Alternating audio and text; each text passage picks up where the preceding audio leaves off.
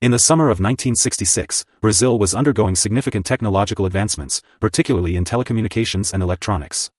Among the enthusiasts in this burgeoning field were Manuel Pereira de Cruz and Miguel José Viana, two electronic technicians from Niterói, Rio de Janeiro. They shared a passion for radio communication, which ultimately led to an event that would remain unsolved for decades. On August 17, 1966, Manuel and Miguel planned a hiking trip to the Serra do Mar, a mountainous region renowned for its dense forests and breathtaking views. Early in the morning, they set out equipped with their hiking gear, food supplies, and a radio transmitter to communicate with the outside world. They informed their families of their plans, promising to return later that evening.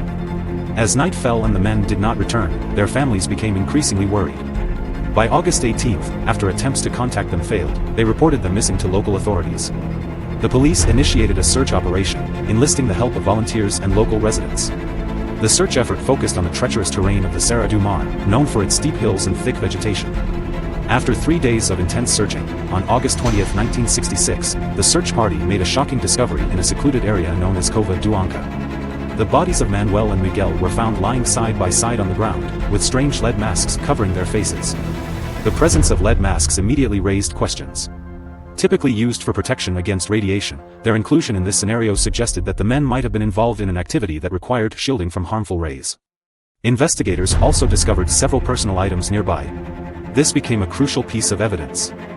The notebook contained cryptic notes, including the puzzling phrase, it's time, along with other entries that were difficult to decipher. These notes hinted at possible ritualistic activities or communication attempts.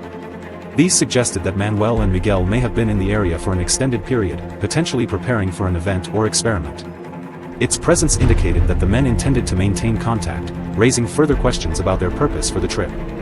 Authorities conducted autopsies on both men to determine the cause of death. The results were perplexing and left investigators baffled. There were no signs of struggle or physical trauma on either body. Toxicology reports indicated that neither man had consumed drugs, alcohol, or poisons, suggesting their deaths were not the result of foul play. The condition of the bodies indicated that they had died approximately 24 hours before their discovery, leaving a critical window of time that remains unexplained. The lack of conclusive evidence regarding the cause of death led to numerous theories and speculations, each more bizarre than the last. Here are some of the most prominent theories. Some theorists proposed that the lead masks and the timing of their disappearance coincided with a series of reported UFO sightings in the area. This led to speculation that the men were part of a cult or group attempting to make contact with extraterrestrial beings. The lead masks could have been used to protect them during a supposed encounter with a UFO. The strange entries in the notebook led some to suggest that the technicians were involved in occult practices. They may have been attempting to summon supernatural entities or engage in some form of ritual that required the lead masks.